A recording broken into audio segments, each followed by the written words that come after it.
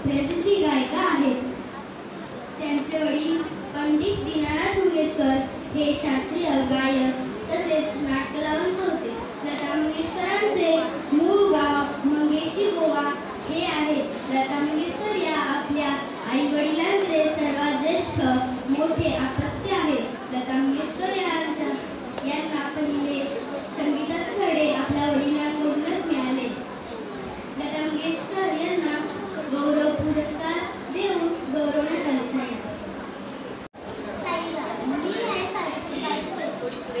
सावित्रीबाई फुले यांना भारतातील पहिला महिला शिक्षिका म्हणून ओळखलं जातं.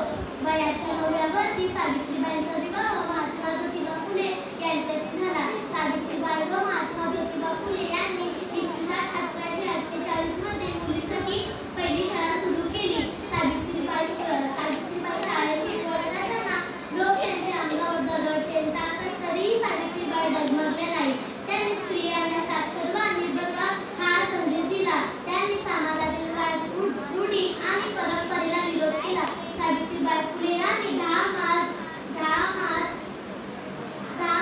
1897 रोजी जगाचा शेवटचा निरोप घेतला.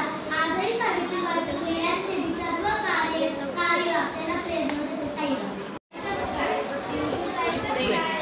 जन्म 14 नोव्हेंबर 1947 रोजी वर्धा